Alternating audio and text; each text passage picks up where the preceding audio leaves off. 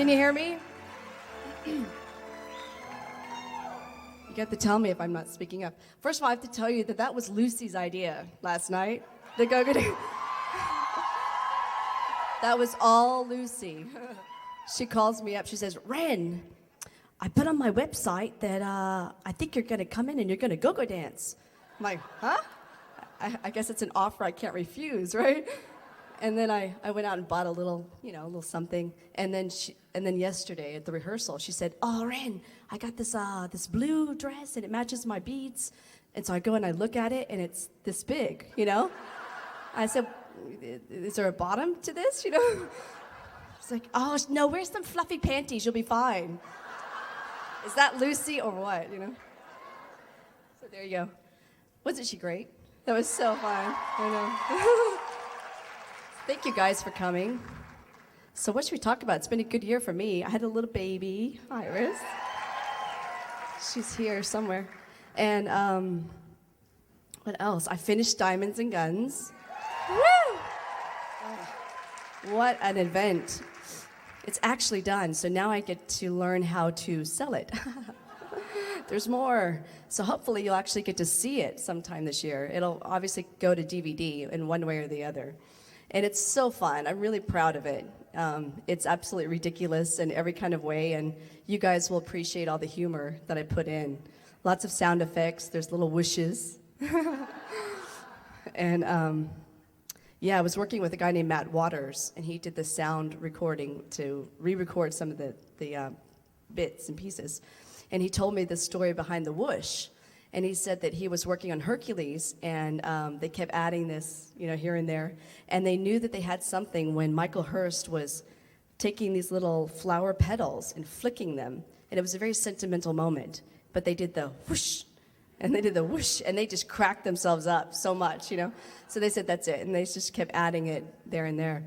And so I thought that was interesting. And so that's that. And then I did Ghost Town, which is a little Western. Yeehaw! And that was really unusual. I think you guys know that I had read the script and there was really nothing in there for a female. So I said, well, you guys have a great script for guys, thank you anyway. And then they said, well, hang on. Why don't we change this one role and make it for a lady? And the character is Little Jack. So I just said, that's fantastic, of course, And I wanted to work with these guys because it's basically two actors that are in the film, and they are producing their own projects, and they're about 5 projects down the line. So I thought it'd be a great opportunity to see other people who are doing what I want to do, which is more producing for vehicles for myself or for our friends. And so I went and I just sort of watched, and it was a lot like Xena in some ways because it was really cold. So I brought my Xena duffel bag that I wore on set all the time in New Zealand. I looked like a little Eskimo. And they thought that was a little over the top. But I said, no, this coat brings me luck. So I had that on, and it was just this old little saloon in the top of the Smoky Mountains. Saloon, I mean, we worked in a saloon, but it was an old strip of a western town. And the bathrooms weren't working. And it reminded me of the Portaloos in New Zealand, We used Portaloos all the time. Once I would get in there and people would sort of shake it, just to make sure I was on my toes. And so it reminded me of Xena many times. It always does. Xena was such an event for me. And so everything sort of brings me back to those memories. But this is fun. They've been editing, and they have about an hour into the movie. And they just keep talking about how happy they are. And it's a little violent, But then I'm doing Boogeyman, so Boogeyman's really violent. I'm excited about that too. So if you don't like a horror film or a Western, then you've got the comedy Diamonds and Guns. So there'll be something out there for everybody. And I know, I'm excited. Oh, I play a psychiatrist. They're in trouble, right? 'Cause I'm the psychiatrist. I play Dr. Ryan, and I'd heard about this project, and so I sent word to Rob, and I said, Rob, I'm really interested in this character because she deals with schizophrenia. And it turns out, when I first moved to Los Angeles, one of the first things I did is I worked on this little tiny film for an institution, and I had to play a schizophrenic girl. Has anyone seen this? No. Yay. What's it called? I don't remember. A Place for Sarah. Yes, there it is. A Place for Sarah. Now you're going to look for it. But anyway, when I worked on that little project, I had just found out that a friend of mine had been diagnosed with schizophrenia, and this was a guy that I had grown up with, and I was just so shocked and amazed that that could happen. So then, fortunately for me, I was able to learn about it, which is, again, why I love acting. You get to learn about human conditions. And so anyway, back to Boogeyman. So this character, Dr. Ryan, she is a lady whose mother was schizophrenic, and so she grows up having to deal with this. And then she decides to start her own institution because she thinks that there are other ways to treat people besides shock therapy. And that's her backstory. And then basically the film picks up with everything going crazy in the mental institution. So, yeah. And so we have the microphones on the side here for questions. People can come on up and ask the questions, or if you're, like I say, can't get through the aisles, just raise your hand. Yes. Yes. They're sitting there so quietly anyone? today. Let's see, we got a question over here. Yep. Did I have fun last night? I had a great time. Lucy's amazing. You know, it was so funny. It was really great just sitting back and watching her because I can see why you guys love her so much.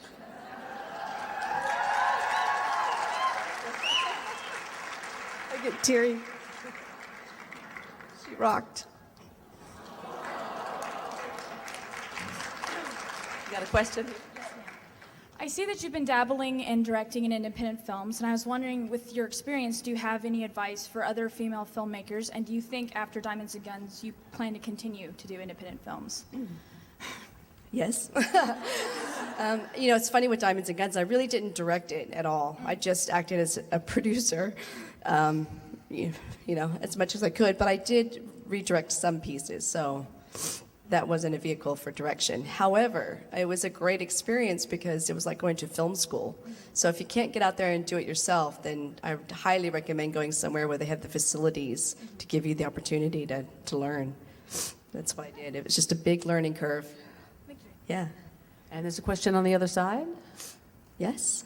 Yes. As a martial artist, I noticed that you did kickboxing and yoga in the past, and I was wondering if you still do any sort of martial arts to stay in shape, or how you stay in shape, since obviously you're... How do I stay in shape? Did you hear that? Oh my gosh. I run around after the baby and Miles and clean the house, and I go for walks. I don't really do all the things I used to do because I don't have the time for it. It's not my priority. When I'm not with my children, then I've been working on Diamonds and Guns. So I have, you know, maybe 3 hours a day to just try to get everything I can accomplished, and then I'm with the family. So no, it'll come back though. I'm looking forward to it because my body loves physical activity. So I love dancing and anything that I can do. So it'll come back. I promise.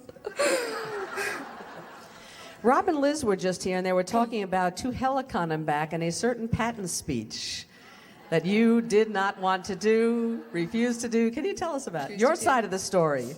My side of the story. I remember that it was Gabrielle being Patton, and I thought that what they didn't have in there was the heart of Gabrielle, that, you know, she tries to be the warrior, but she's always compassionate.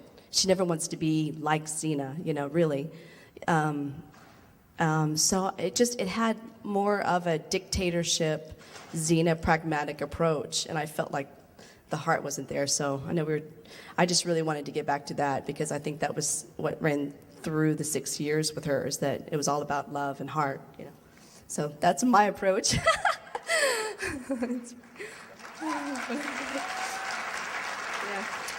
Hi, Renee. Name's Wesley, and I had a question for you. Since Valley Forge, this October will be 10 years, and I saw some significance, and I was hoping or wondering if you would consider twirling the staff a couple of times for me.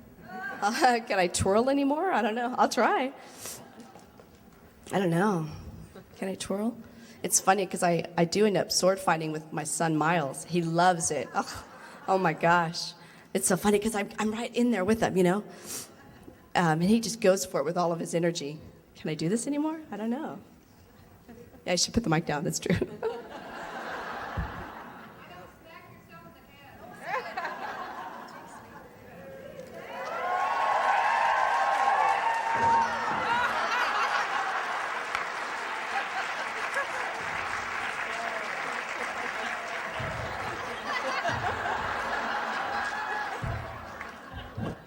Just like old times.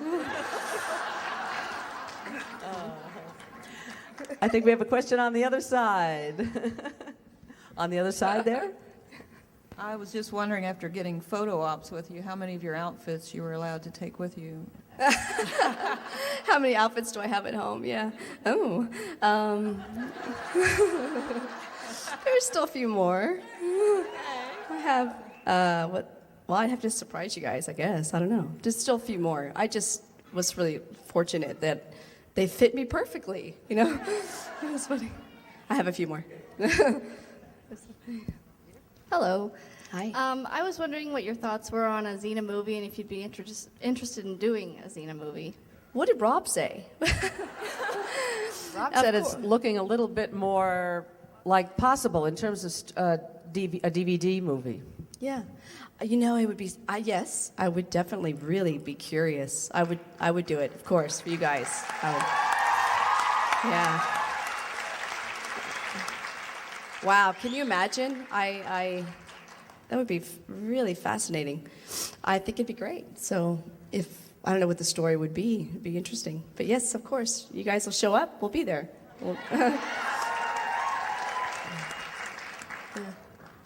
I was thinking of the character that Dennis Weaver played on Gunsmoke, Chester, which was your typical sidekick. Can you picture a typical sidekick who just sort of does stereotypical sidekick stuff? Seems like they're always cracking the jokes, right? Yeah, they have like cracking the jokes funny hat, yeah. like Gomer Pyle hat, and they're cracking the joke. If Gabrielle had stayed that way, had just been that, and hadn't grown into an equal partner in the show, do you think you would have been able to stay with it? Or what it would have done to your mind and psyche and ability to do your job if the character hadn't grown the way she did? Yeah, well, I think it's probably a 50-50 situation. I mean, I am the kind of person that I constantly looked for opportunities to grow. So I don't know if I'm with Rob saying, you know, can we do something else? I don't know. I don't remember, but I know that I'm like a sponge many times. I have to do something. And I can't imagine being in a situation where I didn't and feel enlightened in some way. So I don't know. You know, I'm just lucky, I guess, that it did go that direction. And that Lucy was so gracious, too, you know, having the ability to share, too. It became a duo. Because I know that wasn't what it was in mind to begin with. I think there's a question on the other side. Hi, I'm Andrea. I just wanted to say thank you for all of your work. You're so inspiring, and I just some days it's hard to get out of bed, and then I would watch Xena, and the light and the purity of your character just really touched me.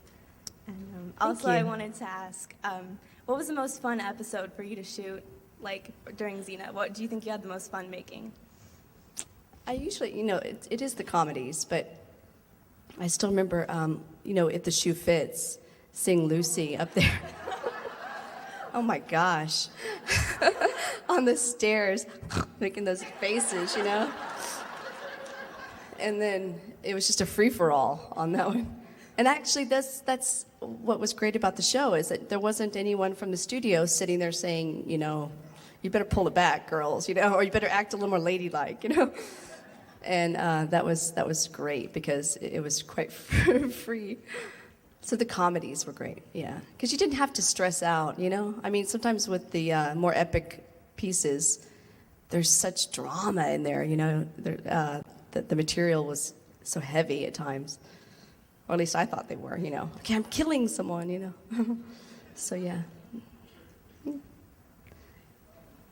Hi, Renee. Hi. Will you be appearing at the concert tonight as well? Am I going to the concert tonight? Mm-hmm. Yes. I'll have to think of a couple new moves. I was so worried I was going to, you know, completely have this pratfall coming out, right? Because here Lucy was doing so well. And I thought, oh, yeah, I'm going to walk out and I'm going to slip and I'm going to knock her over and she's going to go into the pit. And so who knows? Maybe that will happen.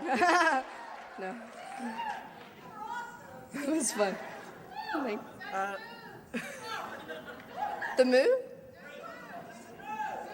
Oh, it was fun. Well, with that little outfit, you have to keep moving, don't you?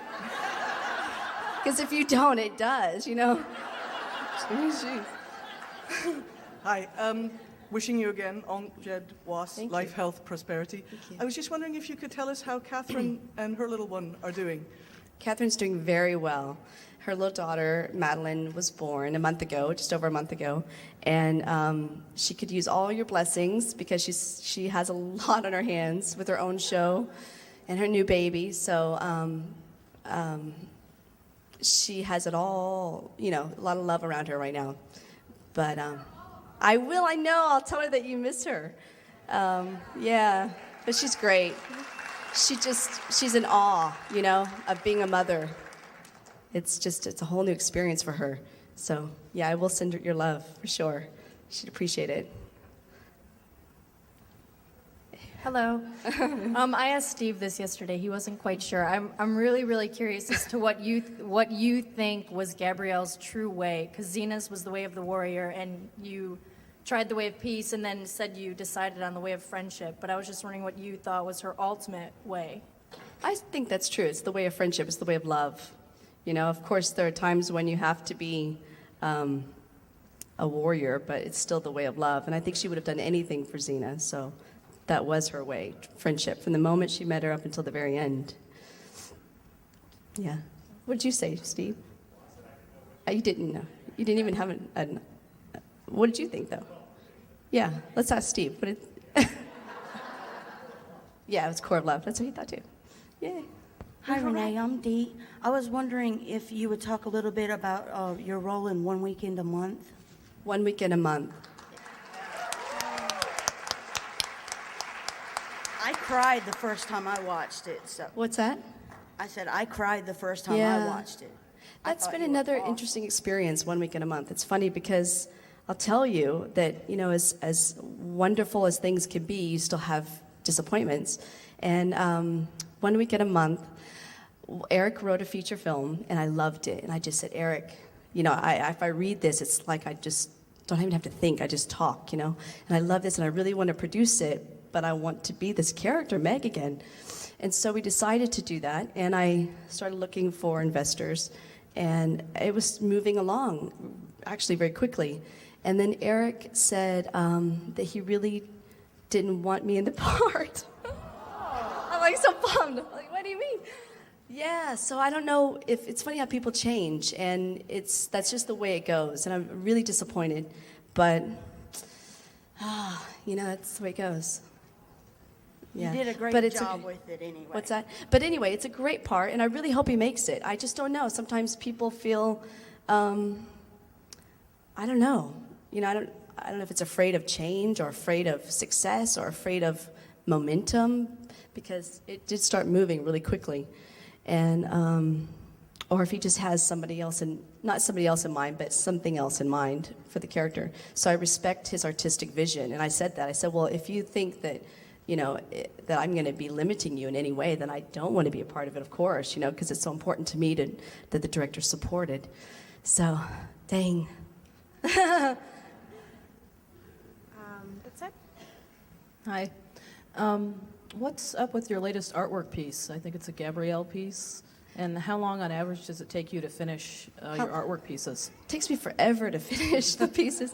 It's a long time. I'd say at least 6 months, at least, if not longer, because I have to just feel like I'm have the freedom to paint without other things preoccupying my mind. I usually paint out of emotion, which is interesting. Like I'll start with a color, and just out of frustration, you know, and then I start to figure out what I want the piece to be, and then it becomes something, and usually based on a photograph.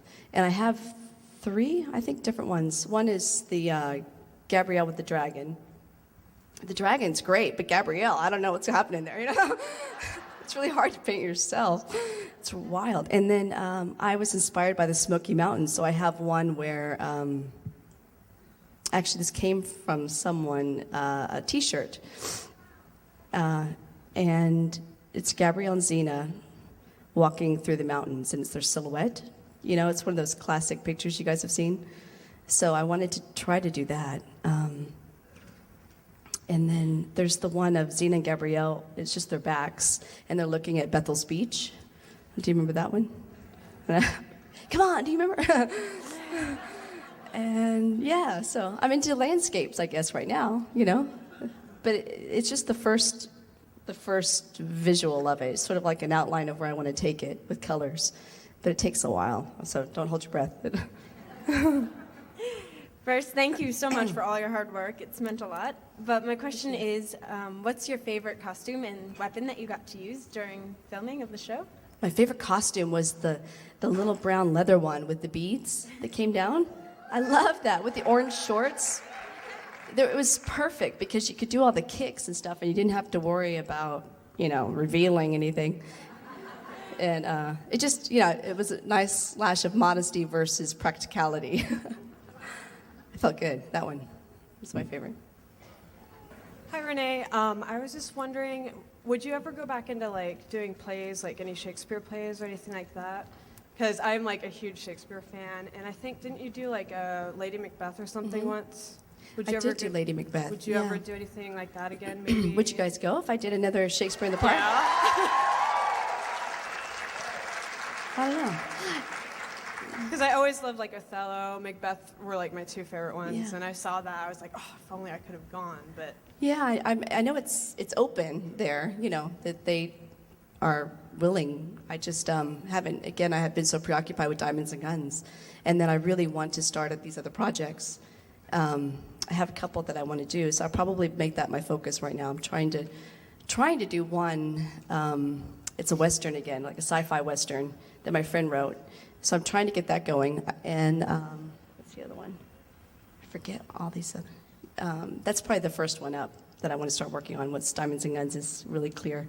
okay, and then are you going to save any room in case Lucy does a world tour to join with her? I guess if she stops in New York, yeah, I'll fly over. I don't know. Arizona. Well, someone will have to be there. I know that some of you dress up as Gabrielle and dance. Where are you? You can fill in. All right, thank you, Renee. Okay, thanks. You hadn't done any acting. There was kind of a gap in there. And then you did Ghost Town, and now you're doing Boogeyman. You got the urge to get back into it, raising money for projects. Why all of a sudden the increase in acting? Well, I realized that I had forgotten about acting for a while there.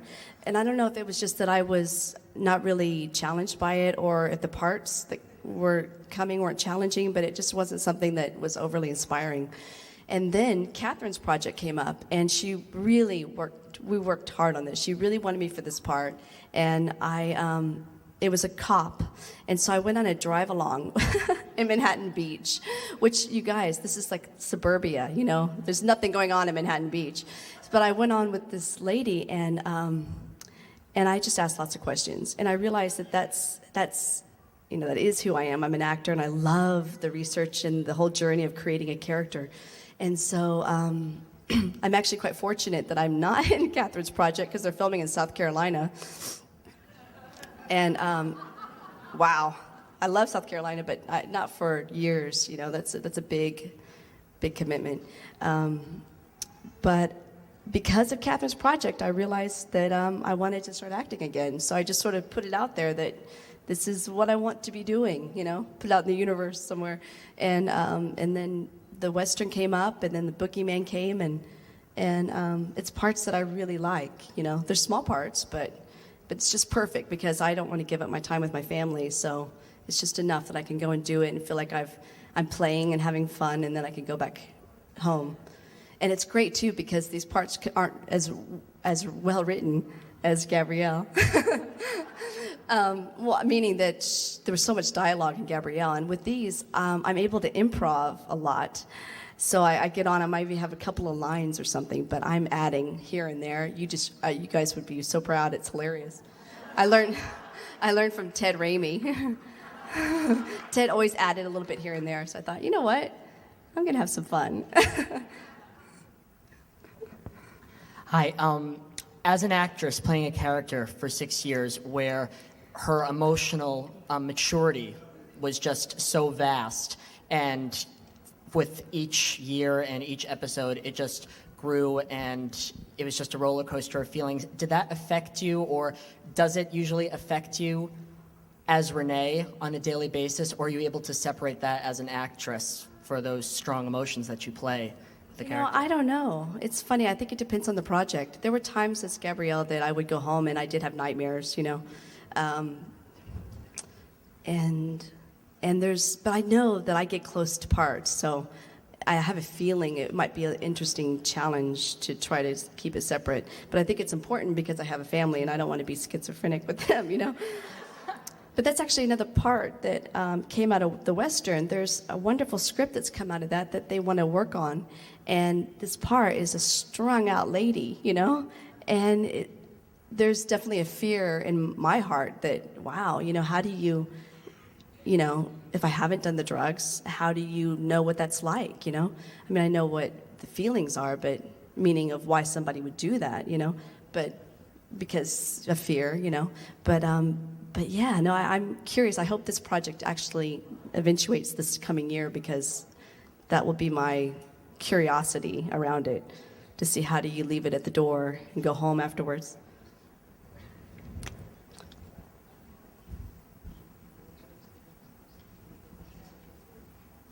There's someone that's here.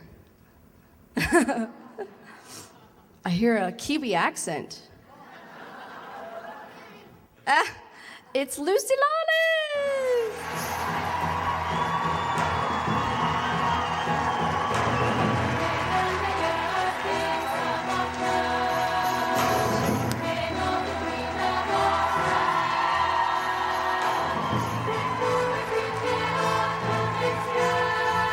Thanks, Ren. Good morning, everybody. I see ya. Hi. You have to forgive my appearance. I've been lying in bed all day with a pillow on my head and I have no makeup because it's all at the Roxy. So I thought, well, I'll let them see it all. You know, it's all right, right?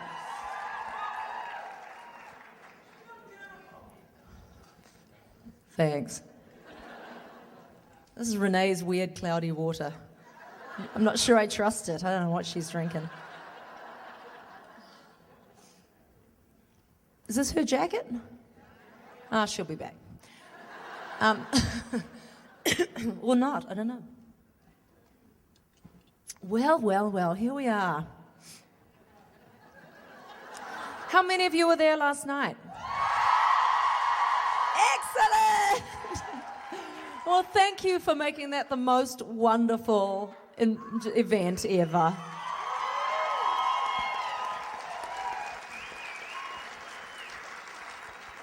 And tonight we're going to go back and, there's a few things. What? We don't want to, wring any of the spontaneity out of it or anything, but there's a few things we need to fix. Oh, thank you. Bring up the vocals. You know, that's why I turned everybody around. For those of you who weren't there, after the very first song, where I knew you could hear me very well because the musicians are sitting back a little bit in that one, I got everybody to turn around and face the sound man, and I said, these guys have come to hear me. So if they can't hear me, look out. You don't want a bunch of 500 angry Xena fans on your ass. Like, they would do better with an angry Xena on their ass because she has 1 ounce of compassion.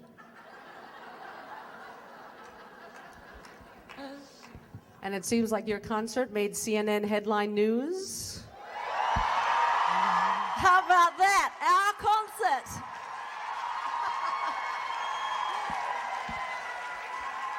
I just know that my brothers in New Zealand, somebody would have seen that and rung them, and they would not be able to believe it. I remember my brother David, who's 11 months older than me, saw me on duets when I was wearing that gold dress and singing with Dionne Warwick, and he's going, it's just not right. He's like, it's just not right that that's my sister on TV. Anyway, I can't explain it. It's so funny. It feels like all of a sudden, it's we've been kind of underground for a little while, don't you think? The last few years, getting ready, biding our time. Now, don't get angry when the mainstream start to pick up on it, all right? I know who my friends are.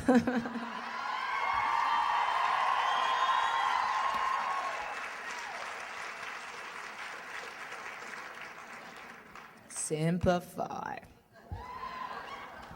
Sharona, you going to ask me some questions? Well, actually, we have our microphones here so people can start to come up. Why don't we tell them a bit about how you put together those songs for the, would you dive into your iPod or how'd you come together with that? Dived into yours. No. Sharon and I were sitting there when we first had the idea. I said, after duets, man, I got to do that again. I want to do a show. And I really feel like the idea might have died there if she hadn't gone, yeah, you got to do a show. You got to do a show. You got to do a show. You got to do a show. And Gary and Adam from Creation have been trying to get me to do something for years. And I don't know, didn't have the confidence or the wherewithal. I don't know what. Just didn't happen. I didn't want to.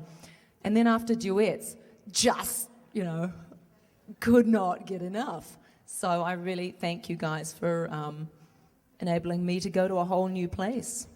Something I always dreamed of doing and imagined myself doing, but didn't know how it was going to happen, and they were the missing piece, so thank you. Plus, do you think I could put together a banner or a flyer or anything? No.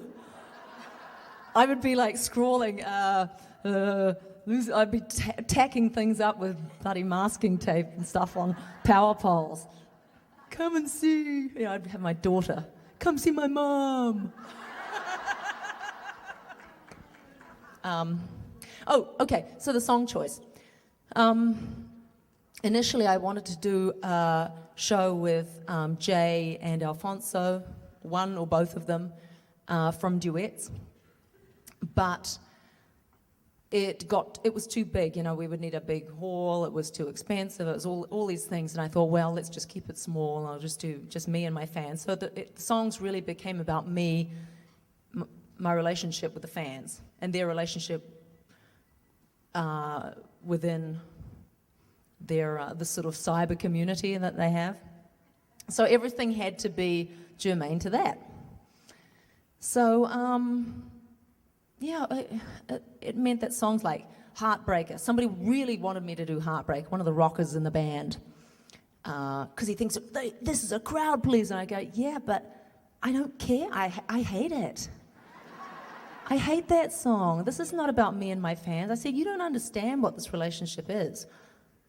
These guys have all played with, Eric Clapton, Britney Spears. I mean, huge stars, right? But this is a whole different tone of relationship, I think, with fans. And I just didn't feel like that song had anything to do with us, right? Moaning about somebody breaking your heart, that is not the way. I mean, it does happen. We know that. Get down, have a bloody good cry about it, and then, yep.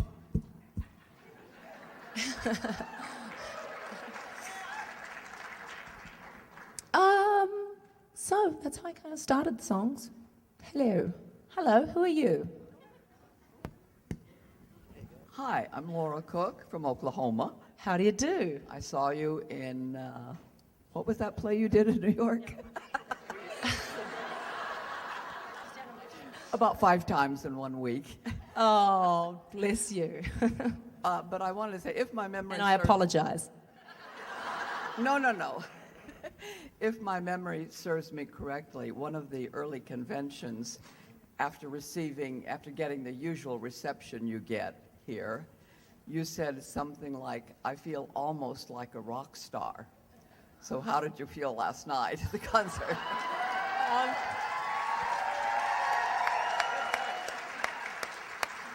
It felt great. A little bit trying these new duds on, you know. My husband said a very nice thing this morning. He said, the songs when you could really hear me, like I'll Stand By You, the Pretenders song, I do that at the end. Feeling Good, which we open with. A few other songs like that. He and I do remember this is only one person in the audience, but he loved those better because you could really hear my voice and there was no character. And when I would do things like, or slip into a character or something, he didn't like that so much. And I actually felt, what he was telling me is that I'm a better singer than I think, you know, that I should just, I don't need any tricks, I don't need anything, just sing it. So be more of a singer and less of an actress, for example. May I just add that I'm old-fashioned enough to want to hear you sing and not necessarily the band. I tried to tell them that. I said, guys, don't think this is not a rock and roll concert. It was wonderful anyway. Thank you.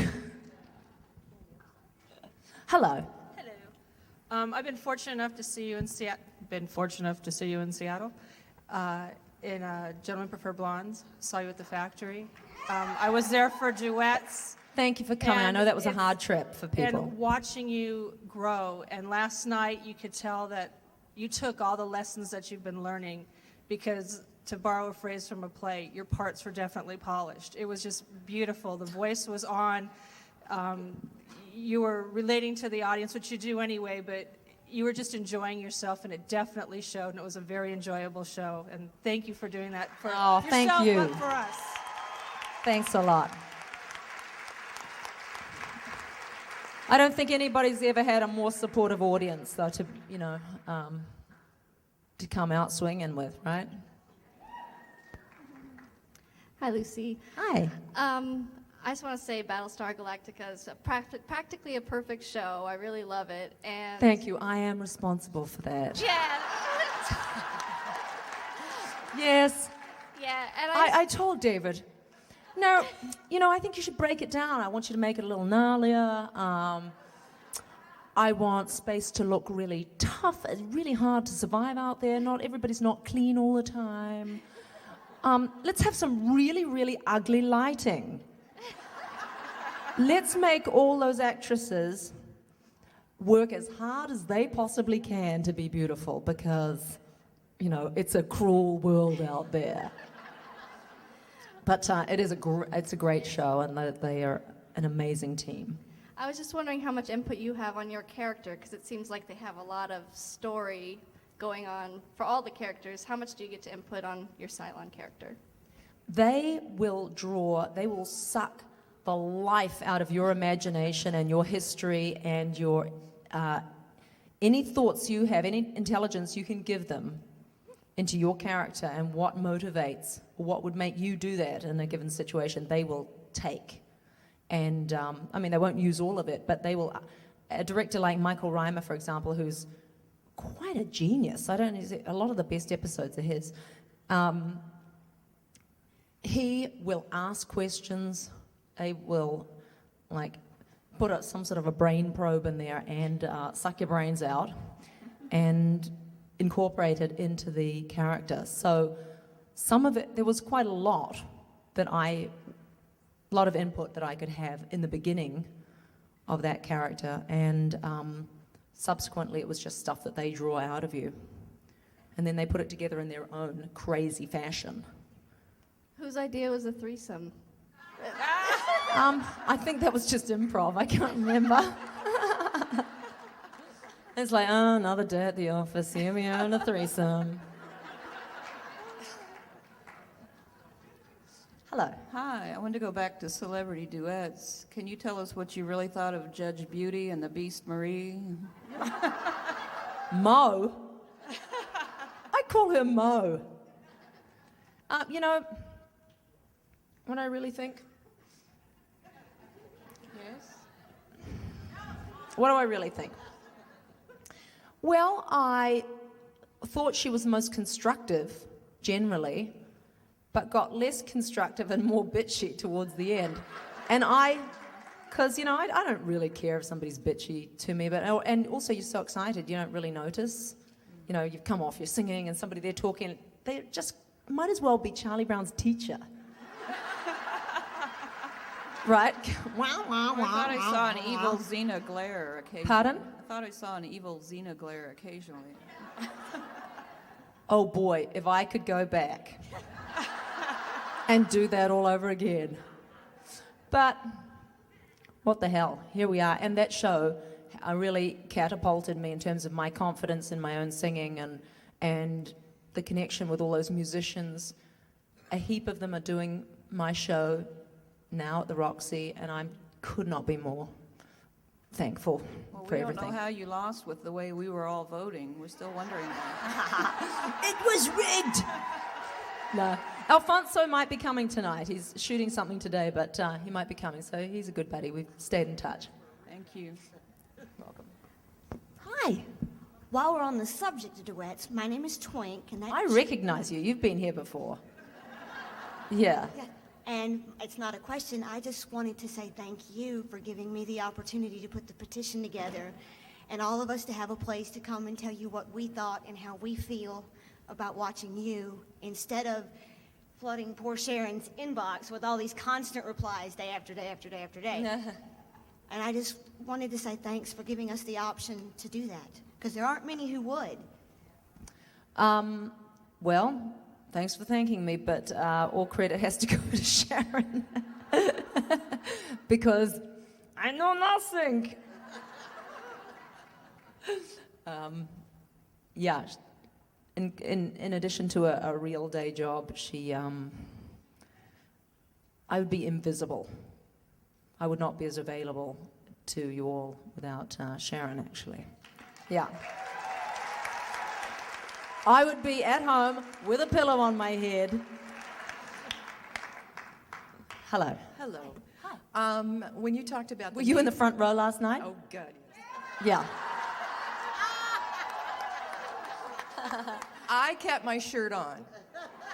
You kept your shirt on? You didn't. Were you offended by that? No. No. Okay. It was that bad Kit Kat Crimmins. And her tricky bucket of non-cellophane water. Yeah. Tonight she's going to come on with like a fire hose or something. Yeah. I'm not sure people understood what that was about. I didn't myself, but it was supposed to be I'm so hot. And anyway, I'm sorry. Did you have a question? I did.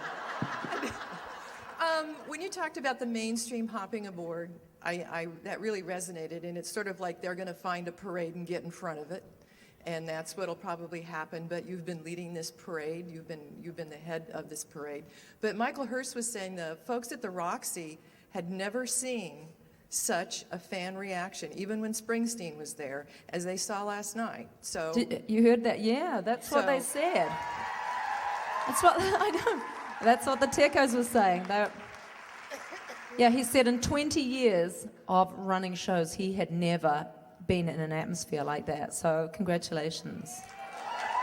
And he meant that as a good thing. Hi. Hi, Lucy. Hi. I was just wondering if you had any favorite songs that you haven't had a chance to perform yet. Songs? Yeah, there's a lot of songs that I had to chuck out for various reasons. Oh, no, you put me on the spot now. This is the problem, being an in-the-moment person when they ask you, what's your pet peeves? You're supposed to have that little list you've kept, and I can't, got no lists. Let me think about that. Let me think about that one. But I'm doing a lot of my favorite ones on this show. I kind of want to do that, pull it up to my bumper. Actually, and do it as a single, just because it's just such a crazy song. Could do a really good remix of that. I'd like to hear you do Elton John's Saturday Night's All Right. I think you'd be really You know what? Put that on your little petition, all right? Put on a few songs that make sense to my fan base. Put it on the petition. Just choose one or two. Don't give me a huge list, otherwise I'll be overwhelmed and just go, I can't get a pillow on my head. But, yeah, if you'll do that, I'll read it. Hello. Hi, Lucy. The impact that each episode has had on my daily life has been significant. Your courage has helped me out on overcoming my hurtful past to turn out an enhanced human being and the warrior that I am today. So my question is, has your spirit affected other people in your life? Well, tell us about it. Well, my children might have something to say about it. She ain't that perfect. Because I certainly am not. Yeah, I don't quite know how to answer that because I know me a little bit better than you guys do. And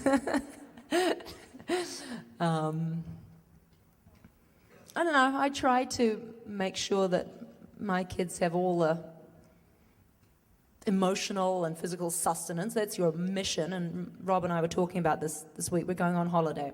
So when we go away with our kids to Disney World or whatever, if they're hungry and bratty, that's our fault. And our first priority on this holiday is to make sure that it is built around their physical and emotional needs, get all the cuddles, all that sort of stuff. So the people that I'm really concerned about, obviously, are my children and my parents. That's my number one duty. And I don't know, I try not to affect them negatively. No. On the contrary. But if you all get something great out of what I do, I just thank you. It's you who make it meaningful. It's not something really...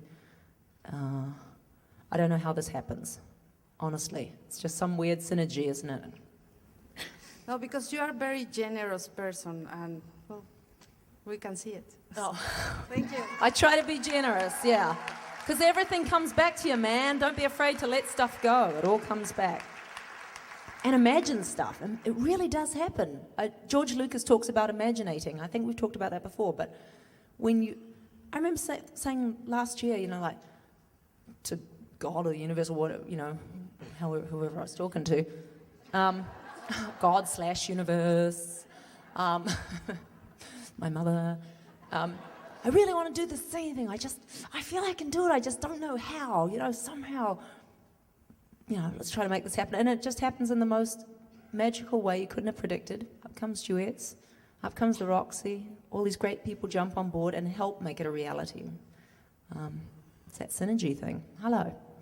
Hi, Lucy. Before I ask you my question, I just wanted to let you know, I don't know if you remember when you were on Saturday Night Live and you did that Fleetwood Mac Fajita Roundup. I just had to let you know that was one of the first things I actually saw you do, and I loved the Burrito Dreams cover, so maybe you should do a Fleetwood Mac cover eventually. But my question to you was, when you were doing Xena, was there any kind of like historical situation or time frame, or maybe like a person that you wanted like confronted in the plot versus Xena, or anything like that?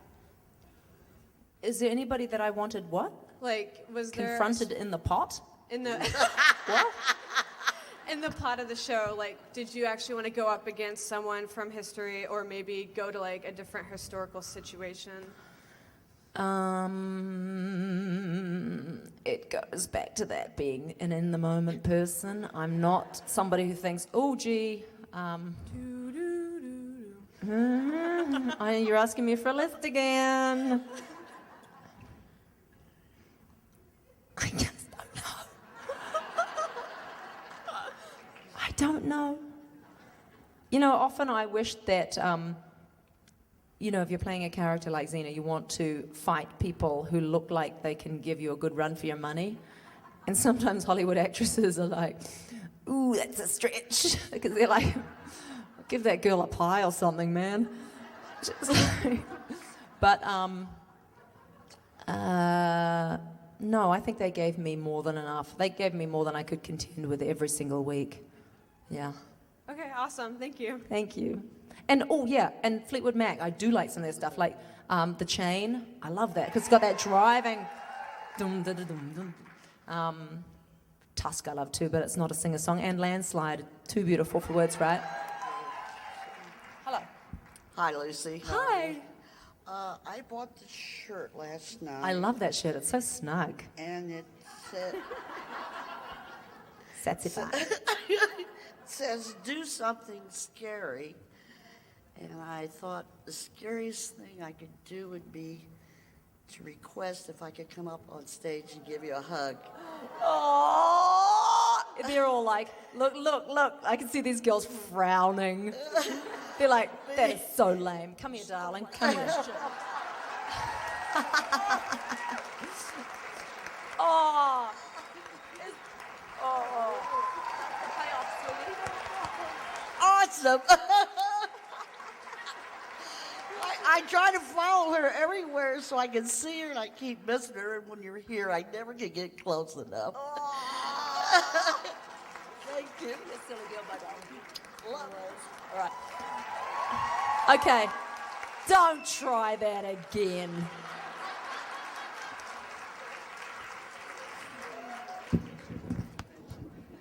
Oh, no property damage, miss.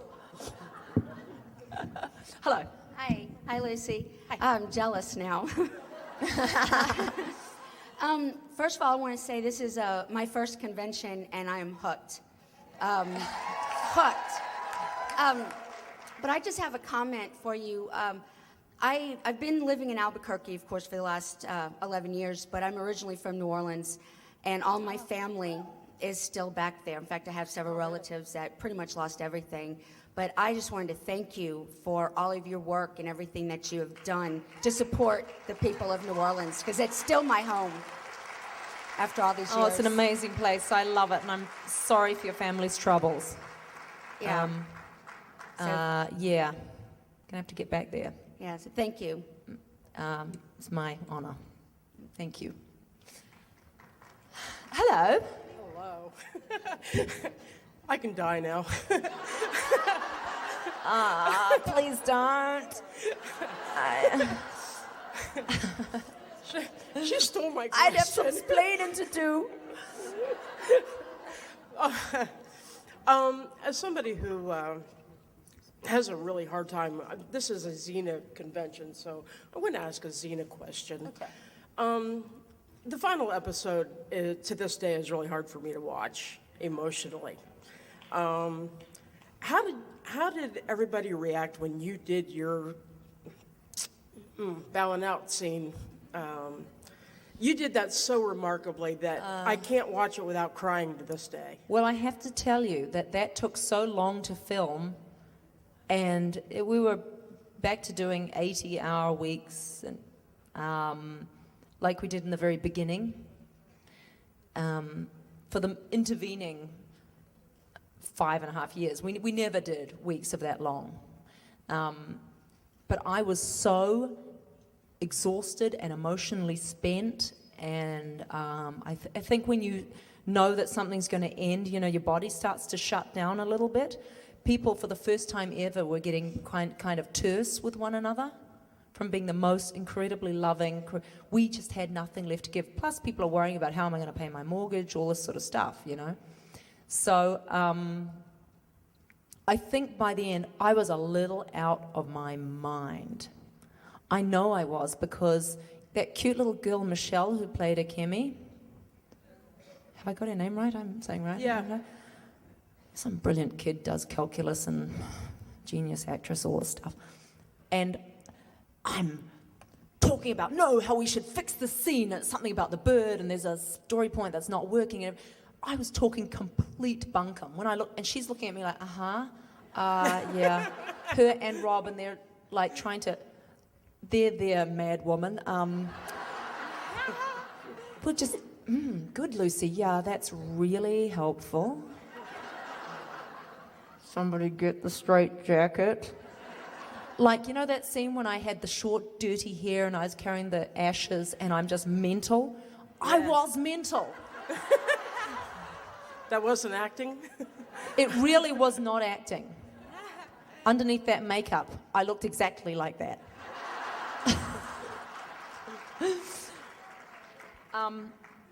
Like when I reach a state of exhaustion like that, I flame out in a really big way. doesn't happen very often. I've got a lot of energy, you know, but sometimes I'm just pushed right to the brink of my sanity. So if that's hard for you to watch, it was real hard to do. I could hardly even get through it. I can imagine. And going back to last night, you did Melissa Etheridge proud. Uh, Oh, my gosh. Lucy, the last time I ever saw you live was in Greece on Broadway. And Were you 2? No, I was 14. Wow. Yeah, hater. No. Anyway, I was a baby then too. I was wondering if performing in that setting, in the theater setting, and performing on celebrity duets, did you prefer those kind of settings better than performing for films and on sets such as Xena or Battlestar Galactica? Performing on stage has become more enjoyable, and performing on sets has become a little less enjoyable. Just because it's just so darn exciting, right? But I'll never leave acting. Would you ever perform on stage again for acting? I would love to perform on stage again, yeah. But I don't know what it'll be. I don't know where any of this is going, and we're just gonna, you know, ride this crazy wave, see what happens, and have a good time doing it. Thank you. Oh, what's your name? My name is Charlene. Charlene. Yes. Charlene and Lime Green. That's a good Australian name. Charlene caught me at the Roxy the other day and asked me to sign her Sharkroom tattoo, so I did. By the time I came out at the end of the night, she'd had it tattooed. I forbade her to do any more. Like, I'm not responsible for your body art. And then I realized, yeah, she can do whatever she damn well likes. But My mom was anyway. happy about it. Where is your mother? I want to see. I want to hear it from. Here. She's not here. But I want to hear it myself. Don't tell me your mother's happy about it. No. So I saw this one interview, and you had a dead shirt on. Can you talk Yes. close? Well, it's too short, isn't it? Yeah. All right. So I saw this one interview, and you had a dead shirt on. A dead shirt? Grateful Dead. The Evil, probably Evil no, Dead. No, it was it was a tie-dye shirt, and it had a Grateful Dead. It did. Oh, I think I did too once, but I've never even heard the Grateful Dead. I'm sorry. You didn't ever? I think I just like the colours or something. Hi, Gracie. I know Americans keep talking about the Grateful Dead, and I'm like, I never heard of them. All right, so that I kinda, know it's the guy with the ice cream, the Garcia guy, right? Dead guy, ice cream, cherries, something. Now, don't get excited.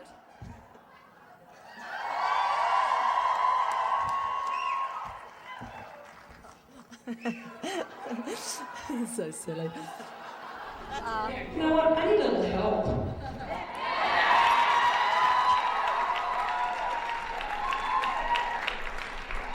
You know, did you know that I play, or Xena is a lesbian icon? There is a list somewhere. No, seriously, it's true. And I'm actually number 2. So I'm going to bring out number 1. Renee, come here.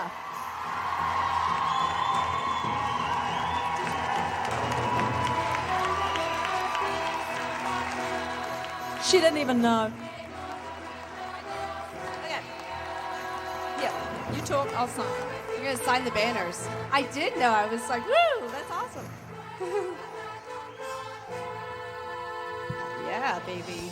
So we can kind of just talk among ourselves while they're signing banners, right, Renee? Yeah.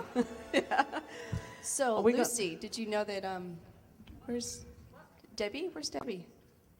Where's Debbie and Marcy? Oh, right here. Oh, I didn't want to embarrass you. But Debbie was in Heathrow in London, and she wanted to come to the Xena convention, but she couldn't come out on her own.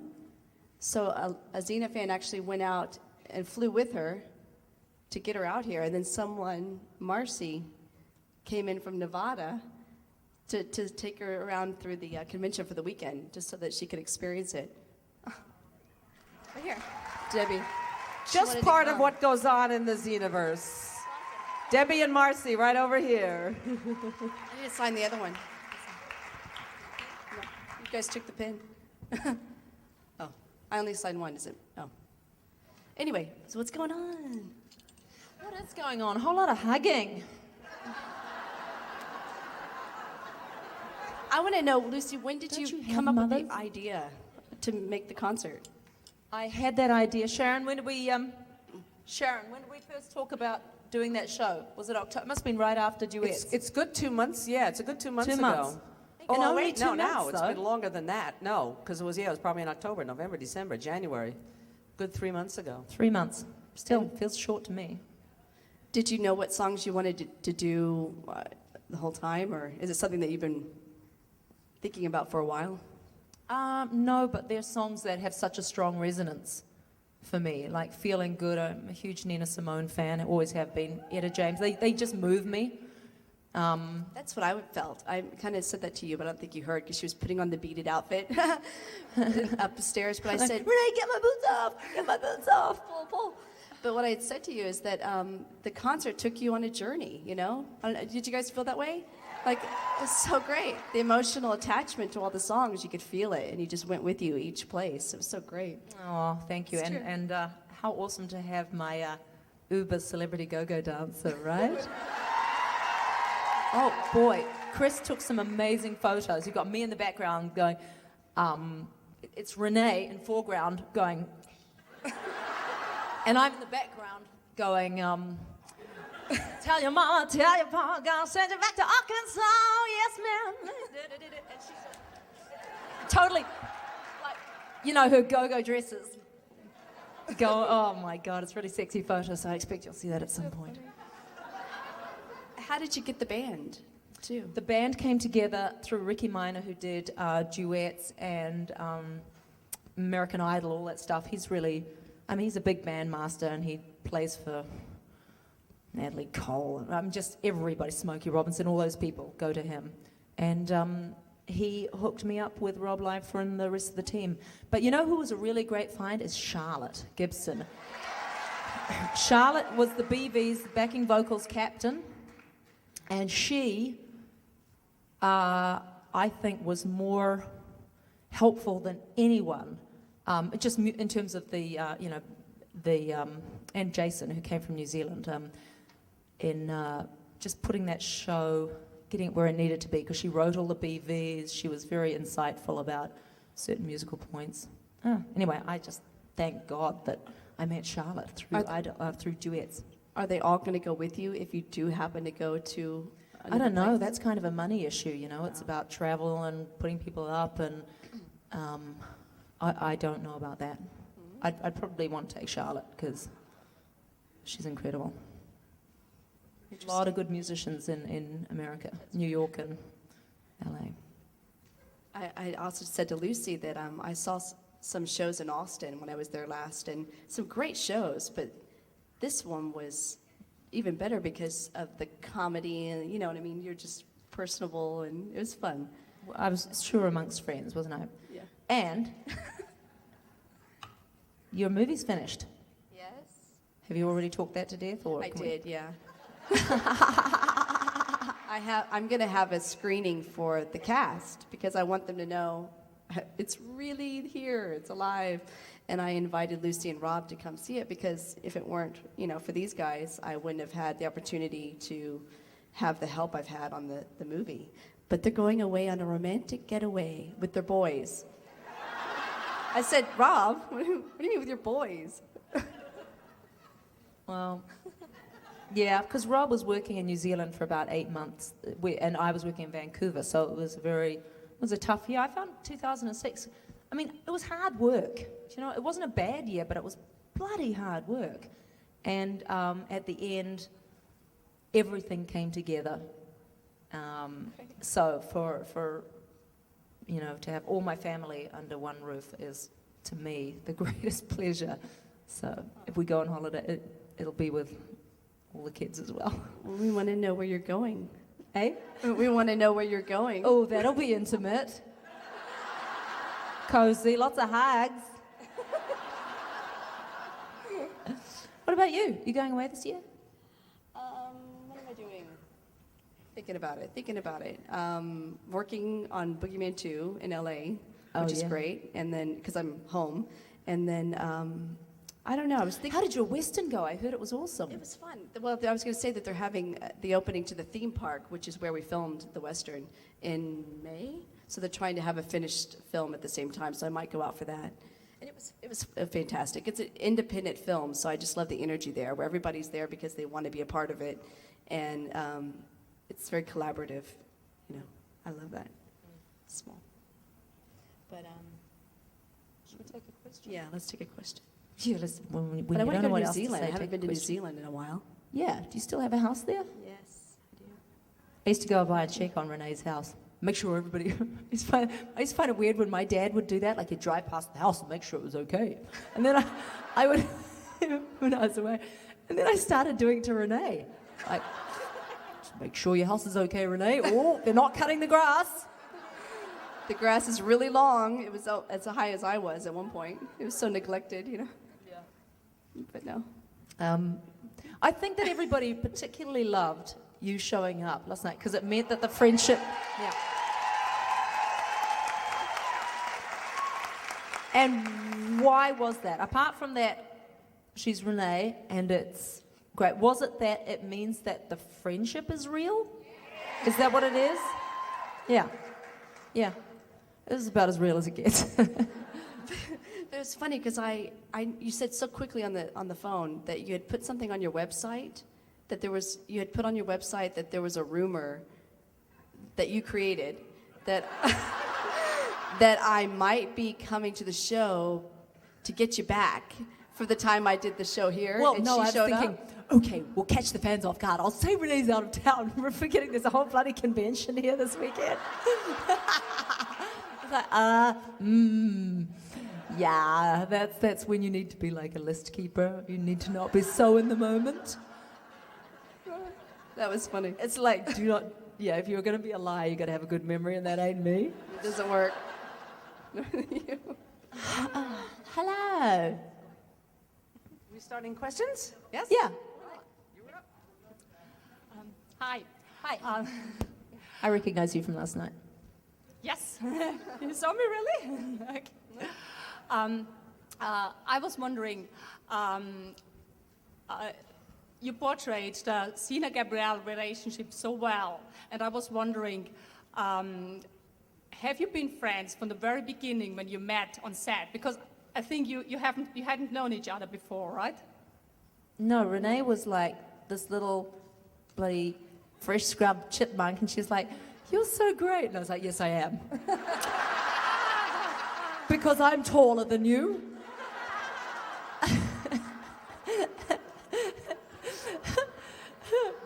By episode 8, we were great friends. She had straightened me out. In fact, then we learned that Lucy has to walk around on boxes to appear taller. Renee started a bit of a rumor herself. Huh? I didn't understand a Didn't thing you she start said. that? What? You started that thing. It was you that said that in an interview that, in fact, Lucy has to stand on a box to look taller than me. I did. Yeah. I thought that was hilarious. And that she has to walk around in ditches to, to make her look tall. Yeah. And I think someone believed it. I know. Because it was in print. Yeah. But, yeah, we've been pretty damn good friends through all that stuff. It's fun to see how it's... And to see how it's changing, to see that you're going into music as well. It's just so fascinating to see that the friendship keeps going, and I get to watch you grow in a whole nother way. It's so fun. But it doesn't matter what you do. You keep the good people in your life, don't you? The other people, let them fall away. Keep the goodies. Will we hear you to sing a song together one day? I would love that. Sing a song? Yellow Rose of Texas. How does that one go? Oh, my God. The eyes. I don't even know it. I don't know the yellow... You're going to lose your bloody I know the bump, bump, deep in the heart. The stars at night are big and bright. deep in the heart of Texas. Come on, you know the words. The prairie blue, no, it's like perfume. Deep in the heart of Texas. She taught me this. The sage in bloom is It's like perfume. Woo! Deep in the heart of Texas. Reminds me of of the girl I love. Deep in the heart of Texas. There you go. There's the song. Yeah. We're thinking of a dance mix.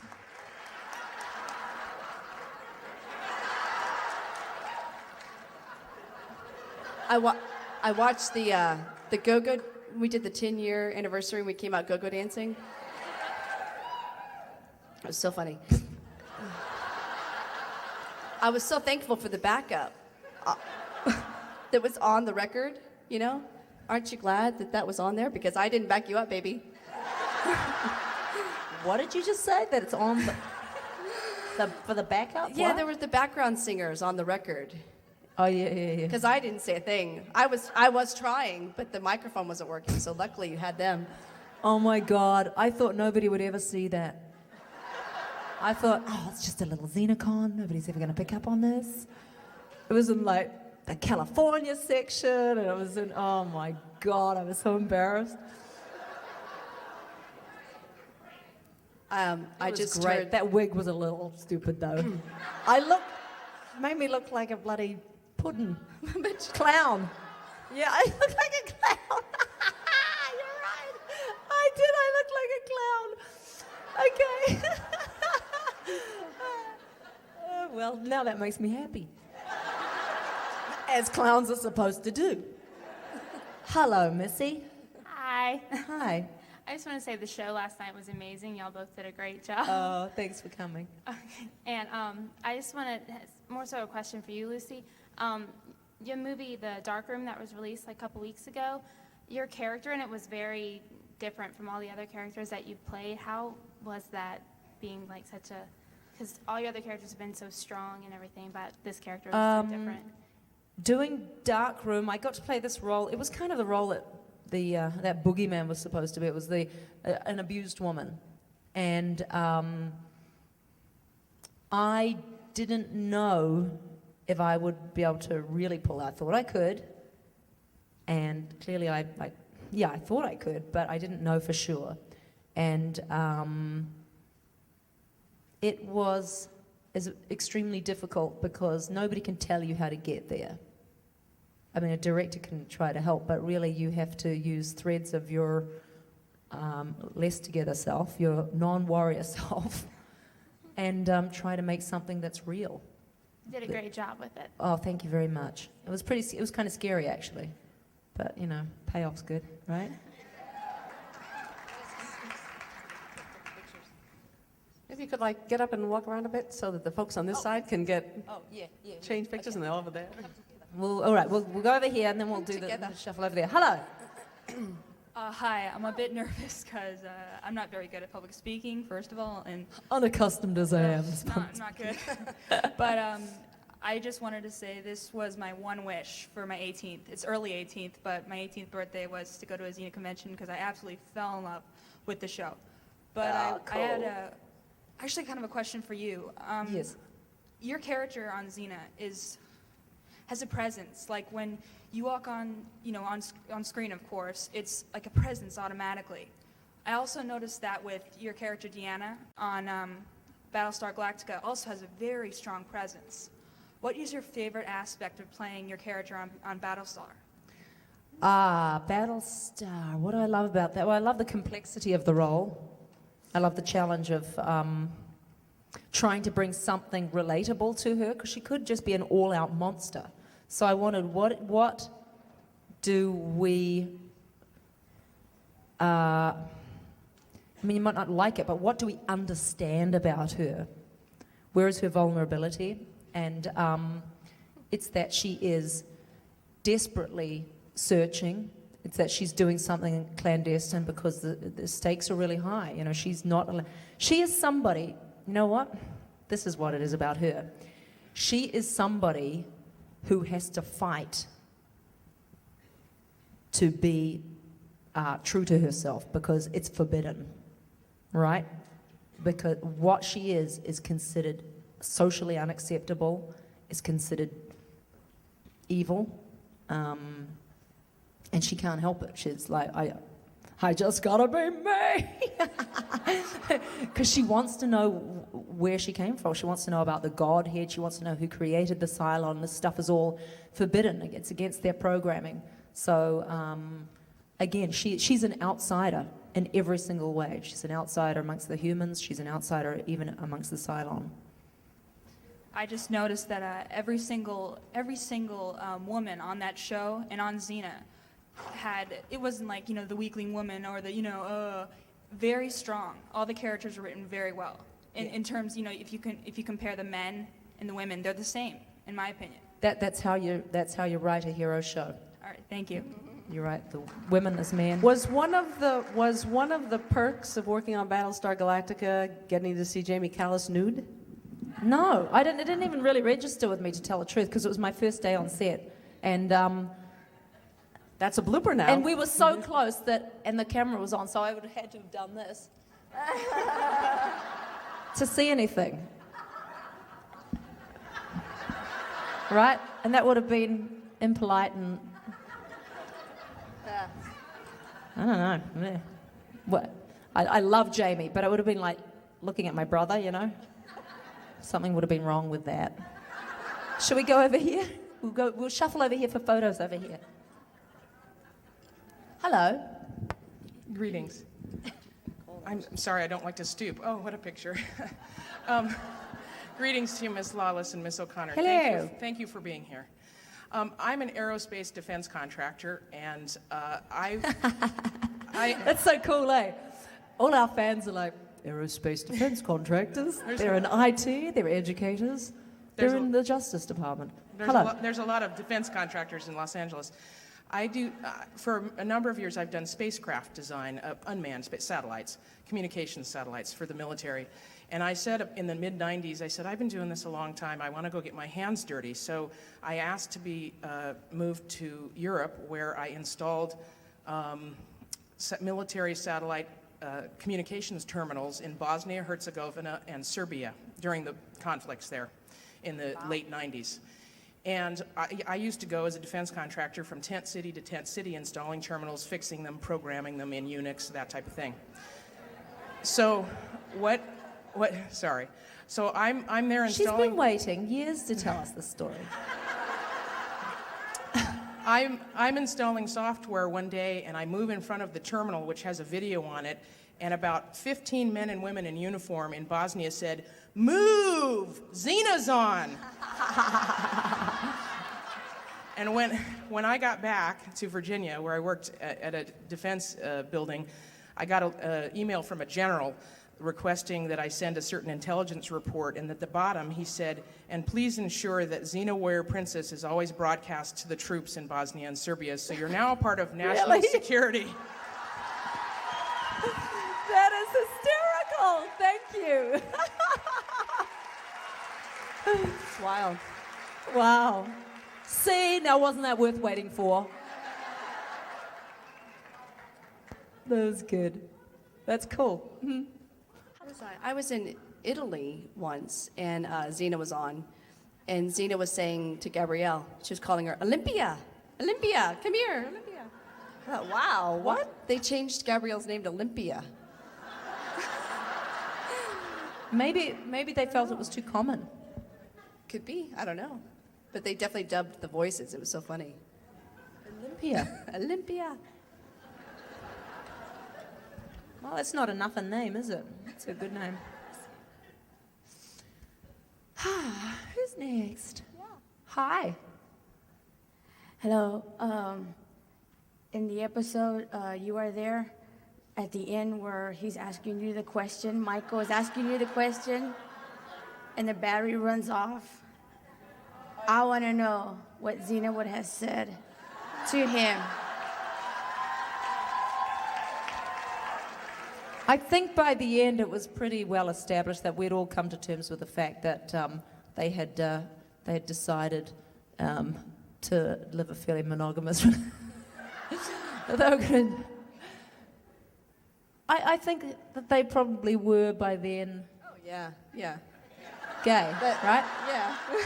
Had we decided by then? Had we been outed? We had. Yeah, I don't think there was, But what did we say? I don't even know if we actually said anything. Maybe like. Oh yeah, we did. Oh no, I mean I was afterwards. like, I am a raging lesbian, actually.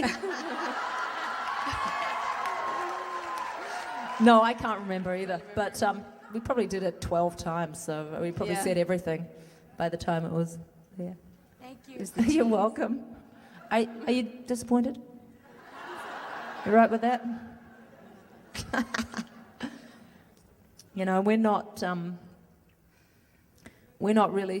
we're not interesting. Everybody turn and face that man.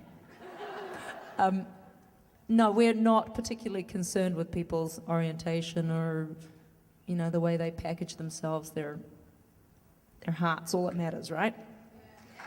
Yeah. Great. I was just wondering, what was the most important thing that you guys learned from your characters? From our what? From your characters, Sina and Gabriel. It's the Our most characters. important thing we learned from our characters. Stand up for the little guy, I guess. I like the greater good. I think that's what I learned. I mean, that you're looking for the greater good for everybody. That's Yeah. yeah. 5 minutes. Okay, 5 talk minutes. fast. Sweetie, go. Hi. I was wondering if you hadn't got the roles of Zena and Gabby, what other roles would you may have been interested in? Jeez, I don't know. What were you doing in New Zealand at the time? Yeah, I would have been in some soap in New Zealand. I would have been pushing a tray around a hospital or something. I don't know what would have happened to me if that hadn't happened. I probably would have left New Zealand anyway, just because I'm an adventurer. But what about I can't you? imagine. I wouldn't have even seen New Zealand, or experienced all the friends I have there. I don't know. I know I was teaching aerobics on the side when I wasn't working, so maybe I would be like the ultra, She was pretty buff. Yeah. psycho gym person. Give me 50. I don't know. Hi. I read that you were going to be on the Grease reality show. I just wanted to know what you were going to do on there. No, you know what? That was a big mistake. It was a miscommunication. I was just going along to see something. I was not going along to partake of the show. And in fact, it's a really funny story, actually, because at some point I realized what was going and went, oh no, homie, don't play this game. Like, literally I said that. Oh no, homie, don't play this game. And I stomped off. We've got one last question over here. Hi. Hi. Okay, I have to apologize for my voice because I was screaming at two certain gorgeous ladies last night in go-go outfits. Did you get that? Yeah, thank you. Renee's just screwing up her face. What's she saying? Okay, Renee, this is for you. Throughout the series, the 6 seasons, was there a particular... Oh, well, actually, both of you can answer. She's a little Aussie. Yes, I am. All right. Oh, okay. Your choices in life that you made, your life is very choice right now, Lucy. And, Brotown.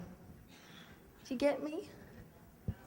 Brotown. I made my choices in life, and now my life is choice. Now my life is choice. Okay. It's from Brotown. Okay, through the series, 6 seasons, was there any stunt that you watched Min or Zoe do that you thought, God damn, why do I have to stand back? Why couldn't I do that?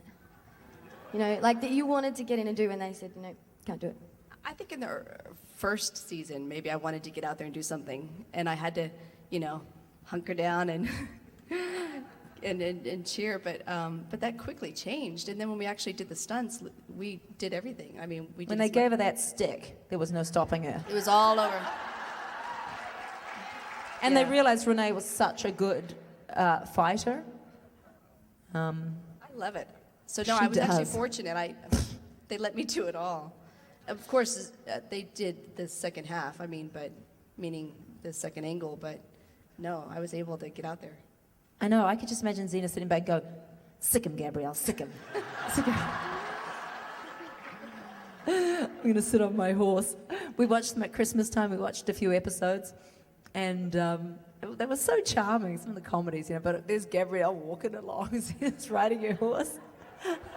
It was so unkind. Yeah, Anyway. it's amazing that it seems so long ago, too, you know? It really does. Can we do one question here, Sharon? Sure. For this, then we've got to go because I am late for the Roxy. We've got to work out some bumps. I just wanted to give you a little something here. Oh, is it ticking? And did you want to come up and say what? Thank you, darling. Thank you so much. You know, like seeing Gabrielle walking behind the horse, it seems like another lifetime. It is ticking. Can we eat it? Go ahead. What were you going to say? Hello. Hi. You can do it. Okay, I just wanted to know about. On the mic, darling. On the mic. I just wanted to know about your impression of Barbara. You did an interview recently. You mentioned that you met Barbara, Babs. Babs. Oh yeah. And I just wanted to know your impression of her. I love Barbara Streisand. Right. I mean, I've always loved her. I think she is. She's one of those great voices of the last 100 years. Don't you think that? And one of those voices when you hear it, you go, "It's Barbara Streisand." There's no mistaking it. And just what a range and I don't know. She's God-given talent. Where were you when you met her? What were you doing? I went to see her show in Were Phoenix. you in the white gown? Was that you? No, I wasn't. I was wearing some grey old frock with sparkles on it, though. But I love her. When you go back and you introduce yourself, how do you introduce yourself? You know, is it? Well, no. Somebody says, and this is Barbara. I want you to meet Lucy Lawless. Oh, Lucy Lawless! What a great name! Is that real?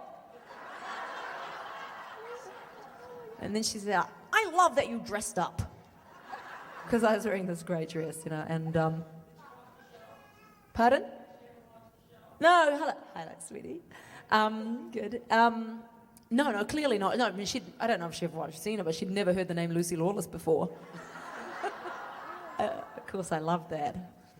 It's like being a clown. Somehow that just tickles your fancy. I think, you know what? Yeah, on those fond I've reminiscences. I've actually got to, get a wriggle on because we had a few glitches last night that we've got to fix tonight. So the band's meeting early to, sort some stuff out. But God bless you. Thank you so guys. much for Thank the most you all. awesome night. Thanks for being here. And I'll see some of you tonight. Yeah. Thank you. Do you go, Renee?